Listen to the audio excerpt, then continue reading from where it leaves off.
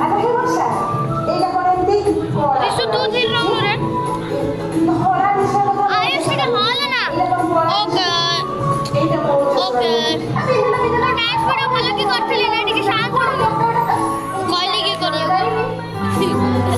यार प्लीज टिके रह जाए ओके ओके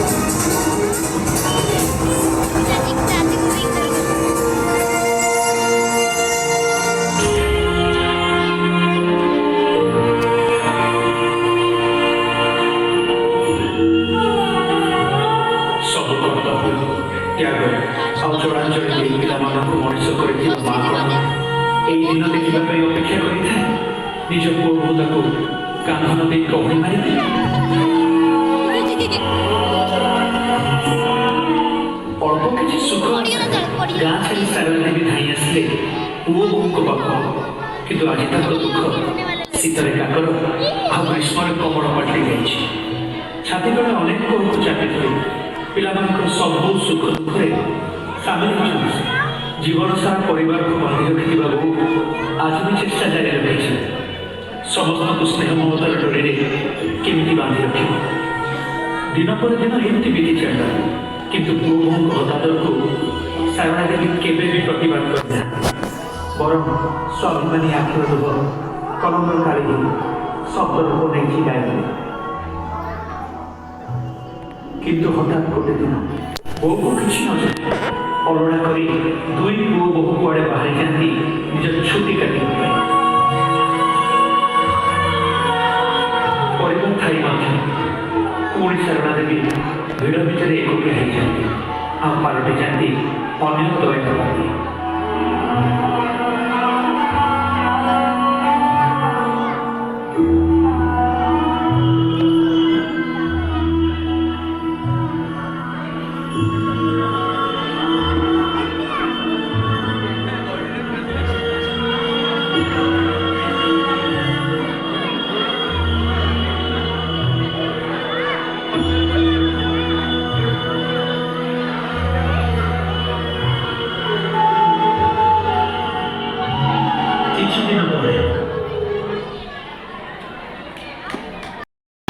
କିଛି ଦିନ ପରେ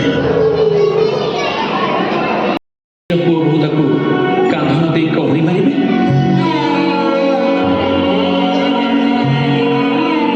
ଅଳ୍ପ କିଛି ସୁଖ ଆଶାରେ ଗାଁ ଛାଡ଼ି ସାରଳା ଦେବୀ ଧାଇଁ ଆସିଥିଲେ ପୁଅ ବୋହୂଙ୍କ ପାଖକୁ, କିନ୍ତୁ ଆଜି ତାଙ୍କ ଦୁଃଖ ଶୀତରେ କାକର ଆଉ ଗ୍ରୀଷ୍ମରେ କମଳ ପାଲଟି ଯାଇଛି। ଛାତି ତଳେ ଅନେକ କୋହକୁ ଚାପି ଧରି ପିଲାମାନଙ୍କର ସବୁ ସୁଖ ଦୁଃଖରେ ସାମିଲ ହେଇଛନ୍ତି ସେ।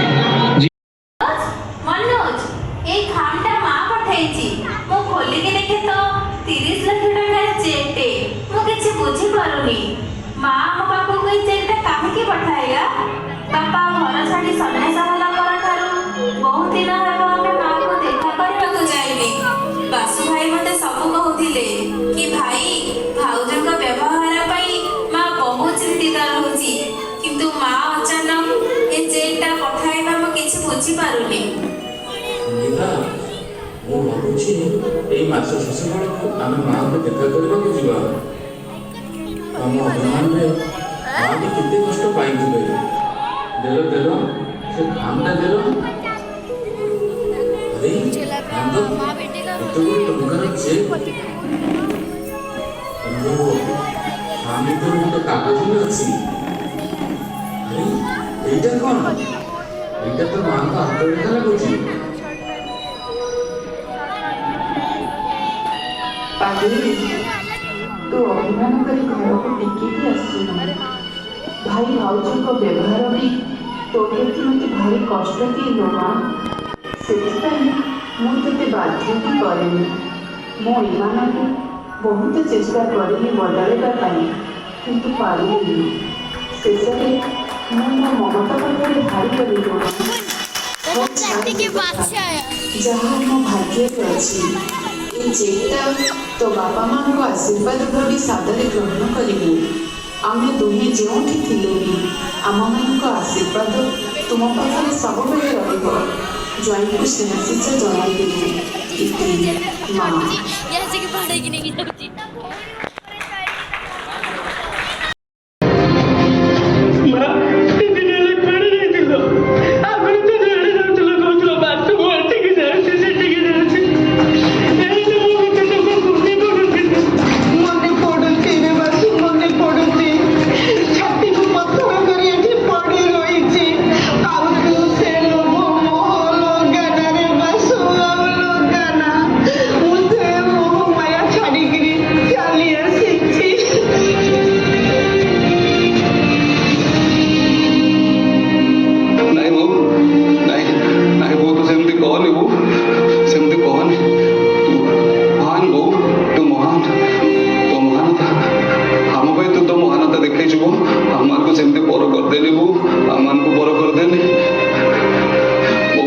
ଏବେ ବି ସମୟ ଅଛି